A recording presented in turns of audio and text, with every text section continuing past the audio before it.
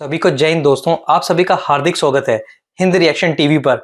आशा करता हूं कि आप सभी लोग बहुत अच्छे होंगे। तो आज हम आपके लिए बहुत ही इंटरेस्टिंग, एक मजेदार और एक दमदार वीडियो लेकर आए हैं, जिसमें आप देखेंगे दो बहादुर मुस्लिम महिलाओं को, जहां आप देखेंगे पाकिस्तान की मशहूर पत्रकार आरजू काजमी जी को, जिनकी स्पेशल गेस्ट होंगी भारत की बेटी, हिंदुस्तानी शेरनी और सुप्रीम कोर्ट की दबंग वकील नाज़िया इलाही खान जी, जो कि अपने दमदार और बेबाक अंदाज के लिए जानी जाती हैं। तो ये वीडियो काफी इंटरेस्टिंग होगी, आपको बहुत कुछ जानने को मिलेगा और बहुत मजा आएगा। तो इसे अंत तक देखें और चैनल पे नए हैं तो चैनल को सब्सक्राइब कर दें, ताकि हम आपके लिए इंटरेस्टिंग, नॉलेजेबल और दमदार वीडियोस लाते रहें। तो चलिए पहले ये वीडियो देखते हैं और अंत में इसके बारे में बात करेंगे। जय हिंद, जय भारत। बस एक 72 वर्जिन हूर के लालच में जो लोग टेररिज्म को एक्सेप्ट कर लेते हैं या गलत हरकतों को एक्सेप्ट कर लेते हैं या गलत चीजों पर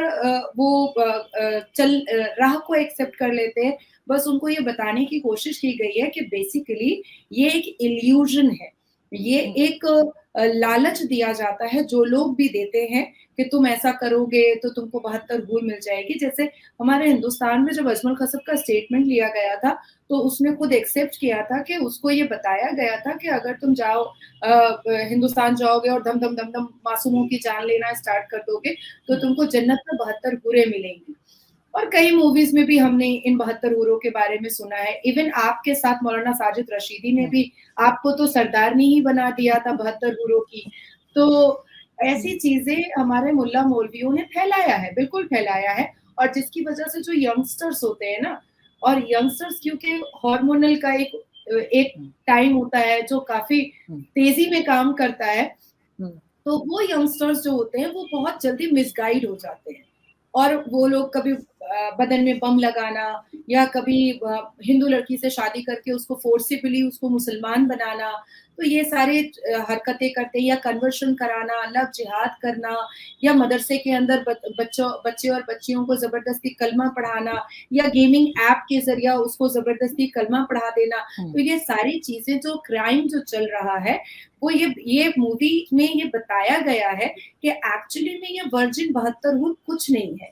आपको ऊपर में कोई अंगूर बताशा और शराब का चश्मा ऐसा कुछ नहीं मिलने वाला है, और ना ही 135 फुट की खूबसूरत 72 हूर मिलने वाली है। तो बराए मेहरबानी आप इस वर्जिन हूर के लालच में धरती के लोगों को नुकसान ना पहुंचाएं। That's it.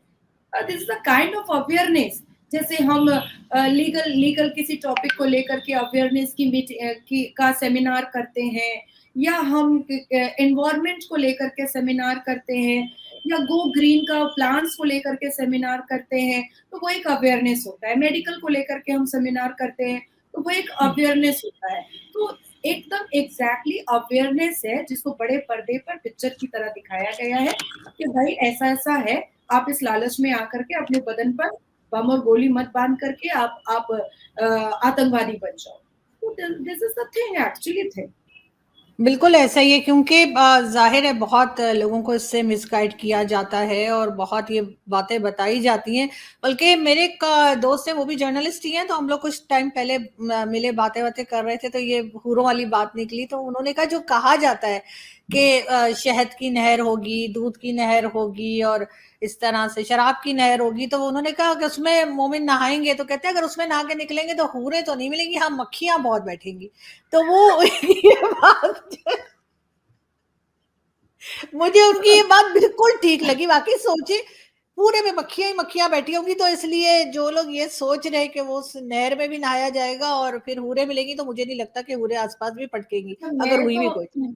मैं तो आरज़ू पूछना चाहूंगी उन तमाम मुल्लों से कि वो जो कहते हैं कि 135 फुट की हूरें मिलेंगी, तो ये जो टिंगू टिंगू से हो जाएंगे, ये तो इतने छोटे छोटे ही जाएंगे। 135 फुट के सामने अगर 6 फुट का भी कोई आदमी है, तो वो तो टिंगू सा ही हो जाएगा। तो ये सेक्स का मजा लेगा कैसे? 135 फुट की औरत और 5 फुट का, 5 फुट 7 इंच का, 6 फुट का, बहुत ज्यादा तो 6 फुट का मर्द, ये मुसलमान मर्द कैसे सेक्सुअली अपने आप को सेटिस्फाइड कैसे करेगा? तो थोड़ा सा अगर माथा बुद्धि लगा ले, ये बुद्धि जो भ्रष्ट होकर के बैठा दिया गया है, थोड़ी सी अगर माथा बुद्धि लगा ले, तो यहीं पर बात क्लियर हो जाती है। बिल्कुल ऐसा ही है, क्योंकि ये सिर्फ एक इल्यूजन है या एक समझ लीजिए कि धोखा देने के लिए, और ख़ास तौर पे छोटी उम्र के बच्चों को जो ये बहुत ज़्यादा बहकाते हैं मदरसों वगैरह में, वहाँ के लिए ज़्यादा ये चीज़ें चलती हैं, जो बहुत कंट्रोल करने की और इस तरह की बातें करने की, और बल्कि जो आप जैसे कह रही थी कि सेमिनार्स और ये सब कुछ भी होने चाहिए ताकि लोगों को जो है वो अवेयरनेस हो। लेकिन साथ-साथ एक यूनिफ़ॉर्म सिविल कोड का भी बड़ा चर्चा है आजकल इंडिया में, तो वो क्या है? उसमें क्या हो रहा है? और बहुत सी चीज़ें मुसलमान जो हैं बड़े एतराज़ कर रहे हैं कि जी हमारी चीज़ों के अंदर जो है दखल दिया जा रहा है। देखिए भाई, मुसलमानों को किस चीज़ में ऐतराज़ नहीं है? हर एक चीज़ में ऐतराज़ है। हमने बिंदी लगा ली तो मुसलमान नाराज़, हमने जीन्स पहन लिया तो मुसलमान नाराज़, हमने पढ़ाई कर लिया तो मुसलमान नाराज़। तो उनको हमारे ऊपर डिक्टेटरशिप करने का जैसे जन्मसिद्ध अधिकार मिल गया है। कई मुल्लों से तो मैंने माँग लिया है कि भैया तुमको अल्लाह ने कोई चिट्ठी अगर लिख के भेजी है कि धरती पर जाने के बाद तुमको मुसलमान महिलाओं को डिप्राइव करने और इंसल्ट करने का ही काम है, तो वो चिट्ठी दिखा दो कम से कम। हम भी मान लेंगे कि भाई तुम अल्लाह के भेजे हुए हो औरतों को डिप्राइव करने के लिए। देखिए आरज़ूदी, यूनिफ़ॉर्म सिविल कोड कुछ नया नहीं है। आपका 1948 का है, जिसमें आर्टिकल 44 में बता दिया गया था, हमारे संविधान में बता दिया गया हुँ। था कि कॉमन लॉ आएगा। कई ऐसे केसेस आए सुप्रीम कोर्ट में, 1995 में आए, उसके बाद 1984 में आया, 1987 में आया, 1999 में आया। तो ऐसे कई केसेस आए, ऐसे कई सर्कमस्टांसेस आए जहाँ पर सुप्रीम कोर्ट के जस्टिस ने कहा कि एक ऐसा लॉ लाना चाहिए जिसमें सबको एक बराबर देखा जा सके। कभी कहीं पर शरिया लॉ खोलो, कहीं पर ऑल इंडिया हुँ। मुस्लिम पर्सनल लॉ बोर्ड का इंटरफेयर हो जाता है। तो ये सारी चीज़ों को बंद करने के लिए एक लॉ की बात हुई थी। देखिए, आर्टिकल 44 ये इन सारी चीज़ों को संविधान में पहले ही बता चुका है। अब मसला यहाँ पर ये आ जाता है कि इन्होंने 4 शादी करनी होती है। इन्होंने 11-12 साल की लड़की जिसका पीरियड्स हो जाता है, इनका शरिया लॉ बोलता है कि भाई इसका निकाह हो सकता है। अब हमारे हिंदुस्तान में उसको पॉक्सो एक्ट में देखा जाता है। अब हिंदू मैरिज एक्ट में अगर या संवैधानिक रूप से अगर देखा जाए या इंडियन पिनल कोड के हिसाब से देखा जाए, तो अगर कोई हिंदू एक से दूसरी शादी कर लेता है, तो उसको जो है सेक्शन 494 के तहत 7 साल की सज़ा हो जाती है।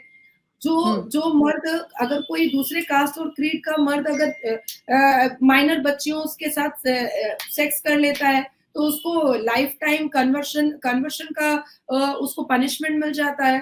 तो एक ही धरती पर रहने वाले में एक आदमी शरिया लॉ का मजा लेगा और एक आदमी बेचारा पनिशमेंट सहेगा। दिस इज नॉट गुड ना। हुँ।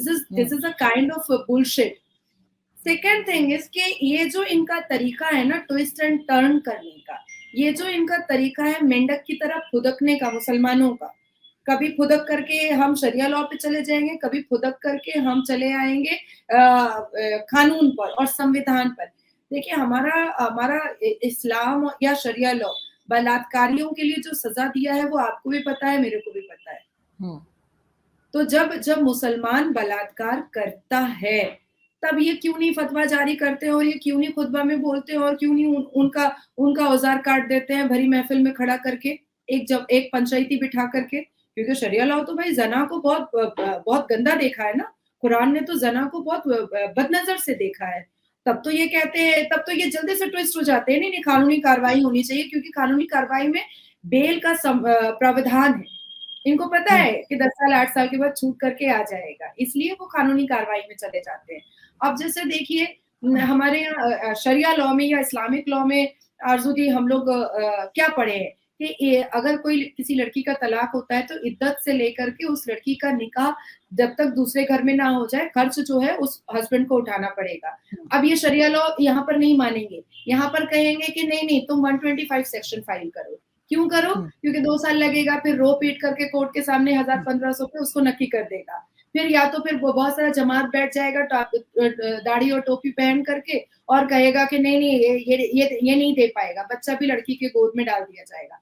तो ये अपने हिसाब से, अपने कम्फर्ट के हिसाब से शरिया लॉ और संविधान और कानून पे कूद-फान करते हैं, इसका तो बंद होना बहुत ज़रूरी है। द थर्ड एक्सप्लेनेशन इज़ आरज़ूदी कि ये जो यूनिफॉर्म सिविल कोड आ रहा है, ये कॉमन लॉ है, मतलब सब धर्मों के लिए आ रहा है, स्पेसिफिकली मुस्लिम्स के लिए नहीं आ रहा है। पर आप देखो, आप जितना भी न्यूज़ देखो या जितने भी आर्टिकल्स पढ़ो, इसमें क्रिश्चियन को प्रॉब्लम नहीं है, हिंदू को प्रॉब्लम नहीं है, किसी को प्रॉब्लम नहीं है, सिर्फ मुसलमानों को प्रॉब्लम है। देखिए, बहुत सारी कुरीति और दुर्नीति आज़ूदी हिंदुओं ने भी अपने में बहुत बेटर किया। चाइल्ड मैरिज एक्ट को उन्होंने खत्म किया, सती प्रथा को उन्होंने खत्म किया, डाउरी एक्ट उन्होंने बिल्कुल फोर्सिबली लाया। उसके बाद विडो एक्ट आया कि भाई अब बेवाएं भी शादी कर सकती हैं। तो बहुत सारी ऐसी चीजें हैं जो हिंदुओं में भी गलत थी, जिसको मॉडिफाई किया गया। तो उन्होंने तो इस तरीके से नंगा नाच नहीं किया। तो इस्लाम में सबसे बड़ा प्रॉब्लम तो यही है ना कि मॉडिफाई नहीं करना चाहते या उसके ऊपर सवाल भी करना मना है किसी बात के ऊपर। लेकिन ये सब चीजें जो हो रही हैं इस वक्त इंडिया में स्पेशली, तो आपके ख्याल से ये इलेक्शन नजदीक आ रहा है, इलेक्शन से पहले सब कुछ हो रहा है, तो क्या कोई प्रॉब्लम आ सकती है बीजेपी के गवर्नमेंट को कि मुस्लिम वोट्स भी तो चाहिए होते हैं? तो अब वो अपोजिशन जो है वो जाहिर है कांग्रेस हमेशा से एक देखा गया, बल्कि पाकिस्तान में भी बड़ी पसंद की जाती है और कहते जी वो मुस्लिम्स के साथ खड़े हैं और ये मुस्लिम्स के साथ नहीं खड़े। ये और बात है कि आपके जो प्राइम मिनिस्टर हैं उनको तकरीबन हर इस्लामिक कंट्री ने जो है वो हाईएस्ट अवार्ड दिए, पाकिस्तान को छोड़ के हम भी दे देंगे, अभी हम सोच रहे हैं। तो जब जब हमें कुछ फायदा नजर आएगा तो हम सबसे आगे बढ़ के दे देंगे। लेकिन कुछ इसका कनेक्शन आपको लगता है नाजिया के इसके साथ है, इलेक्शन के साथ है? नहीं, कोई कनेक्शन नहीं, बिल्कुल भी कोई कनेक्शन नहीं है। इवन मैं कई ऐसे केसेस के एग्जांपल्स दे सकती हूँ, या मैंने जो अभी एग्जांपल्स दिए हैं कि इतने ईयर में बहुत सारे केसेस आए थे, तब बीजेपी की सरकार थी भी। द सेकेंड थिंग इज आरजूदी, मैं बहुत क्लियर करके बता देना चाहती हूँ ताकि व्यूअर्स को भी समझ में आए कि अभी जो 9 साल से मोदी जी की सरकार यहाँ पर है, इसको पॉलिटिक्स और कानून को बिल्कुल अलग करके रखा गया है, एकदम अलग। पॉलिटिक्स से कानून का और उसके वर्डिक्ट का, उसके जजमेंट का, उसके इम्प्लीमेंटेशन का कोई रिश्ता और नाता नहीं है। जो क्रिमिनल है उसको कानूनी कार्रवाई से ही के ही नजरों से देखा जाएगा, उसको पॉलिटिकल नजरों से देखा ही नहीं जाएगा। अभी देखिए, 1984 में ट्रिपल तलाक का पहला पिटिशन फाइल हुआ था, तब तो मोदी जी की सरकार नहीं थी। 2016 में मेरा पिटिशन फाइल हुआ था, मैं वेस्ट बंगाल से 100 औरतों से ज्यादा मैं लेकर गई थी और 2017 में बेंचमार्क वर्डिक्ट आया था। 1948 में ही कॉमन लॉ की बात कर दी गई थी। तो ये जो सिनेरियोज मैं आपको बता रही हूँ, या 1995 में क्रिश्चियन ने फॉस्टर पेरेंट्स के लिए एक PIL फाइल किया था, तब भी मोदी जी की सरकार नहीं थी। तो इसमें पॉलिटिक्स और कानून एकदम दो अलग चीजें हैं। अब आपने एक और सवाल किया है कि मुसलमान जो है वो आपके पाकिस्तान में ही ज्यादा हुआ बनाया जाता है कि यहाँ पर मुसलमान बहुत डिप्राइव हैं। यहाँ पर मुसलमानों ने इतनी हटगर्मी मचा करके रखी है।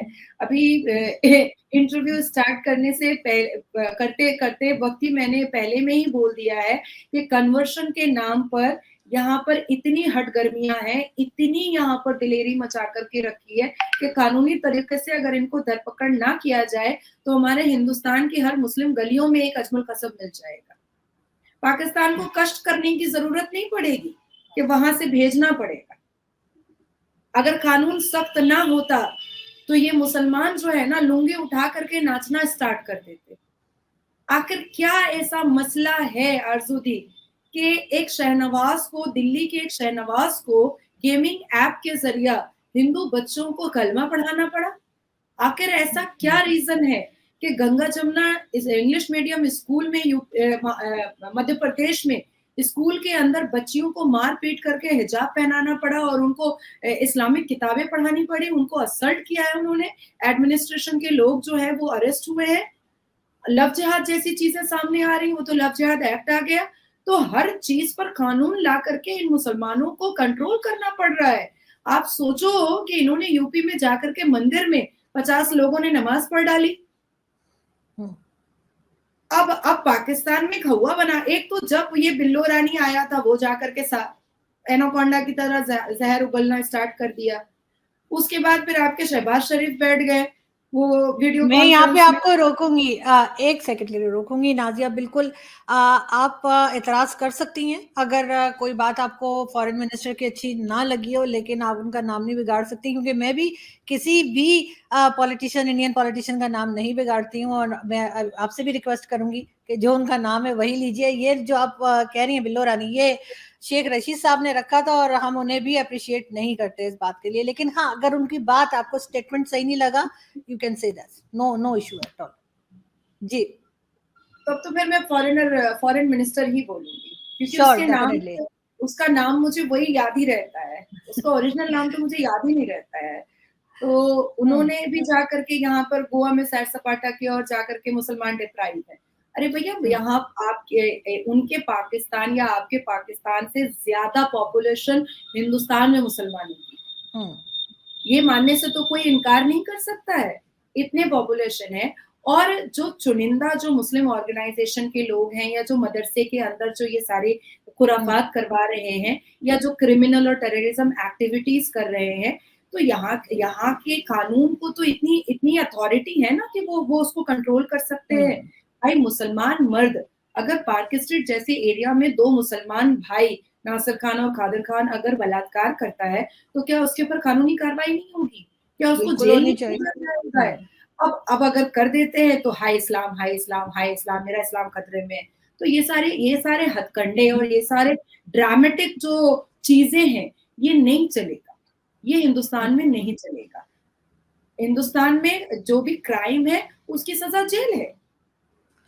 नहीं, बिल्कुल, जो जो बात है वो बिल्कुल सामने आनी चाहिए। और अगर पाकिस्तान की तरफ से कोई स्टेटमेंट आती है, तो ऑब्वियसली वो जिस किस्म की न्यूज़ इधर-उधर से आती हैं उसको लेकर, और एक तरीका भी है कि चाहे जितना मर्ज़ी कुछ अच्छा हो रहा हो, लेकिन पाकिस्तान की तरफ से जो है वो इंडिया के लिए कुछ ना कुछ नेगेटिव ही जाता है। इस चीज़ को मैं भी कहती हूँ कि नहीं होना चाहिए। लेकिन एक एक चीज़ लास्ट में मैं आपसे पूछना चाहूँगी कि आपने एक क्लिप लगाया था, आपके किसी शो का था, और आप उसमें ये बता रही थी कि जो हिंदू लड़के हैं वो मुस्लिम लड़कियों को अप्रोच नहीं करते। तो मैंने वहाँ कहा था कि नहीं, आप गलत कह रही हैं, क्योंकि मैंने बहुत से लोगों को देखा है, बहुत से एग्जाम्पल्स सामने हैं, पहले की भी और अभी की भी, जिसमें मुस्लिम लड़कियों ने शादी की है या दोस्तियां हैं उनकी हिंदू लड़कों से। और वैसे भी जहाँ पर 85% हिंदू हो, वहां पर अगर किसी मुस्लिम लड़की की दोस्ती हो जाती है, तो कोई मेरे ख्याल है हैरत की बात नहीं है। मुझे समझ नहीं आती कि अगर अमेरिका और कनाडा या यूरोप जाकर हमारे लोग जो हैं वो वहाँ की लड़कियों के साथ दोस्ती हो सकती है, शादी हो सकती है, तो अगर हिंदुस्तान में हिंदू ज्यादा हैं तो मुस्लिम लड़कियों की क्यों नहीं हो सकती? तो वो आपने बात क्यों की थी? क्योंकि नहीं, यहाँ पर अमेरिका अब्बास हैं, सुबूही खान हैं, और कई लोग, इवन मैं पाकिस्तान में रहती हूँ, मेरी मदर की फर्स्ट कजन की शादी जो है वो, उनके हस्बैंड जो है वो हिंदू हैं। तो मैंने तो देखा है, अपनी फैमिली में देखा है। सो पाकिस्तान में रहते हुए मैं ये बात कर रही हूँ, तो इसलिए मुझे आपकी बात अजीब लगी। नहीं, मैंने कंटेंट साफ तरीके से लिखा था, और मैंने, शायद आपने वो पूरी वीडियो नहीं देखी है, क्लिपिंग लगाई गई है। मैंने साफ लफ्जों में कहा था कि जिस तरीके से मुस्लिम मर्द, मुस्लिम लड़के हिंदू लड़कियों को प्रेम के जाल में फंसा करके, ट्रैप करके उनसे शादी करते हैं या सेक्सुअली यूज करते हैं, और फिर उनको धर्म परिवर्तन फोर्सिबली करवाते हैं, फिर उस हिंदू लड़की के पेट से जो बच्चा पैदा होता है उसको भी मुसलमान बनाते हैं। ये जो कुप्रथा है, ये जो दुर्नीति है, ये हिंदू लड़कों में, सनातनी भाइयों में बिल्कुल नहीं पाया जाता है। अब मैं इसको थोड़ा-सा और अच्छे से एक्सप्लेन करके बता देती हूँ। जब मैं क्या, कोई भी मुसलमान लड़की या कोई भी धर्म की लड़की, जब हम लोग हमेशा गैदरिंग में, क्योंकि आपने खुद एग्री किया है कि यहाँ पर 85% से ज्यादा हिंदूज हैं, तो डेफिनेटली जब हम कोर्ट के अंदर जाते हैं तो हिंदुओं से ज्यादा मुलाकात होती है, या किसी भी पॉलिटिकल मीटिंग में जाते हैं, या किसी भी सेमिनार्स में जाते हैं, तब हमें ये ऑब्जेक्शन नहीं मिलता है कि आपने सर पे दुपट्टा नहीं रखा है, या बदन पे दुपट्टा नहीं रखा है, या अपनी छाती नहीं ढकी दुपट्टे से। लेकिन अगर एक मौलाना से या एक मुसलमान से मिल लो, तो वो हमें ये याद दिला देता है कि मेरी छाती पे दुपट्टा है कि नहीं है। तो इसका मतलब है कि उस मौलवी और मुल्ला और मुसलमान मर्द की नजर जो है वो डायरेक्ट मेरी छाती पे ही जाती है, मेरी क्रेडिबिलिटी पर, मेरी क्वालिफिकेशन पर, मेरी पॉजिटिविटी पर नहीं जाती है। तो मैं ये बताने की कोशिश वहां पर करी हूँ कि हिंदुओं की नजरें जो होती हैं वो बहुत साफ और शफाफ होती हैं, और अगर मुसलमान लड़की हिंदू लड़के से शादी करती है, बिल्कुल करती है, लेकिन परसेंटेजेस बहुत कम है, बहुत रेयर है, तो उनको ये फोर्स नहीं किया जाता है कि आपको धर्म परिवर्तन करना है और हिंदू बन जाना है। मेरी एक बहुत करीबी दोस्त, उन्होंने पटना में एक हिंदू डॉक्टर से शादी की थी। आपको मैं बिल्कुल एक्सप्लेन करना चाहूंगी कि वो लड़की मुसलमान थी, मेरी फ्रेंड थी, और उसने पटना के एक डॉक्टर से शादी की थी जो हिंदू थे, प्रसाद फैमिली के थे। और वहां पर आपको मैं बता रही हूँ कि वो लोग पेट पालते थे, कुत्ते पालते थे। तो जिस रूम में वो दोनों हस्बैंड वाइफ रहते थे, उस रूम में वो उनकी सास जो है, मेरी फ्रेंड की सास, वो डॉग नहीं जाने देती थी कि नहीं मेरी बहू जो है वो नमाज पढ़ती है, तुम डॉग नहीं एंटर करवाना। जो ड्राइवर और सर्वेंट होते थे, और ये मेरे अपनी आंखों का देखा हुआ है, जो ड्राइवर और सर्वेंट होते थे वो जूता पहन करके, क्योंकि काफी बड़ा आलीशान घर था, तो नहीं तुम लोग जूता पहनकर मत जाना क्योंकि मेरी बहू जो है वो नमाज पढ़ती है। पूरे रमजान में उन लोगों ने जो एहतराम और जो इज्जत दिया है, मैं मतलब मेरी आंखों में पानी आ गया था कि काश, आई विश हमारे मुस्लिम मर्द इतना एहतराम देते कि मात्र एक मुसलमान लड़की रोजा रख रही है और कम से कम 50 तरीके का खाना और पूरा दस्तरखान बिछ रहा है, बजाफ्ते सब्जी मार्केट से दस्तरखान खरीद के लाया गया डाइनिंग टेबल होते हुए भी, तो this is called Hindu family.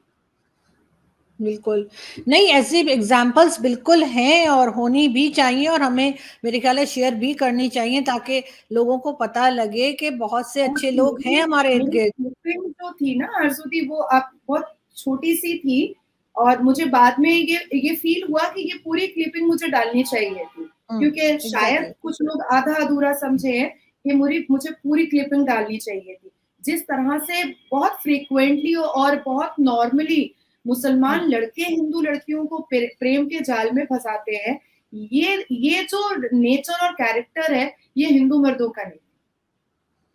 Both side जब एक कंसेंशुअल वाली बातें आती हैं, अंडरस्टैंडिंग वाली बातें आती हैं, तब ये चीज होता है।